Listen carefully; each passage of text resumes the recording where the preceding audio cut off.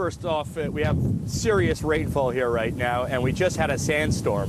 And to give you a sense of the emotion on the ground, there are still behind me about 3 dozen protesters and riot police there just to make sure they don't try and storm the parliament.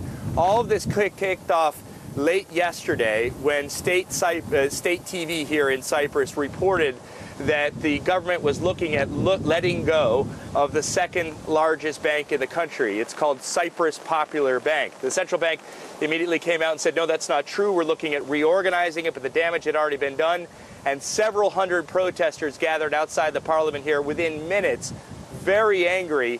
Many of these people, workers of the bank. I have to say, Eric, I've seen a lot of extraordinary things in my life, but I have never seen bankers clash with riot police. Absolutely extraordinary events. Now, just a few minutes ago, we had an opportunity to catch up with the CEO of Cyprus Popular Bank.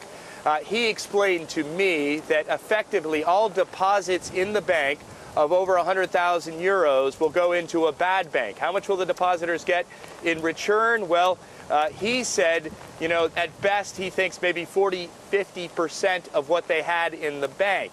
He was also asked whether he thought on Tuesday, when the banks are expected to reopen, if there might be a run on the banks, and he said he thinks so. I believe so. I mean, there's already queues at the ATMs of like eBank. I'm sure on Tuesday there will be queues at every bank. Ryan, I'm listening to what you're telling us, and it all sounds kind of apocalyptic in a way, maybe even biblical if you factor in the sandstorm followed by this incredible rainstorm that you're standing in. Tell me a bit about how the Cypriots are reacting to all of this. I mean, you showed us the riot footage. Clearly, that's quite dramatic. But what about everybody else?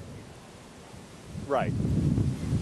Yeah, you know, obviously, the bankers are concerned, but the depositors are very concerned as well. So over the last week, we've seen a lot of people lining up at cash machines, in many cases simply to get the money they need to get, you know, from day to day, because the only way to get money right now in Cyprus is from the cash machines.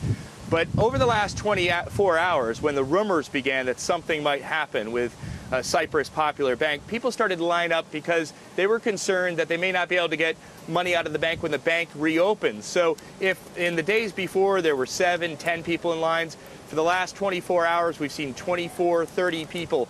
The issue is so bad at Cyprus Popular Bank, they even put a limit on the amount people can withdraw from their ATMs. 260 euros is the amount that any person in this country, that's the maximum, any person in this country can withdraw from that bank right now on any given day up until Tuesday when it reopens. And a lot of people are concerned. They're not sure exactly what's going to happen then. And Ryan, Eric, Stephanie? Ryan, what's the sentiment when you speak to those people 25 deep in line at the ATMs? As we look at the images, it appears quite orderly.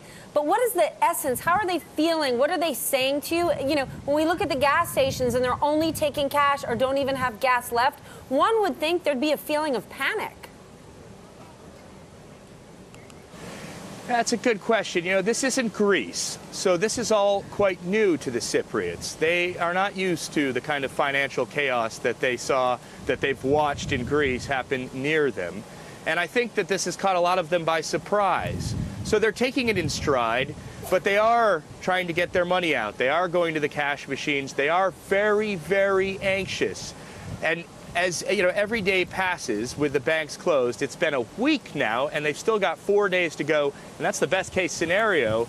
They get more concerned, not just about what's going to happen on Tuesday, but, you know, what happens after this plan is enacted? Is this all it's going to take? Is this really true what the government is telling us? And there's also a real sense of anger and disappointment at the European Union. These people feel like they are European. They just joined the European Union, and they feel that the European Union is not treating them fairly, is not treating them like one of their own.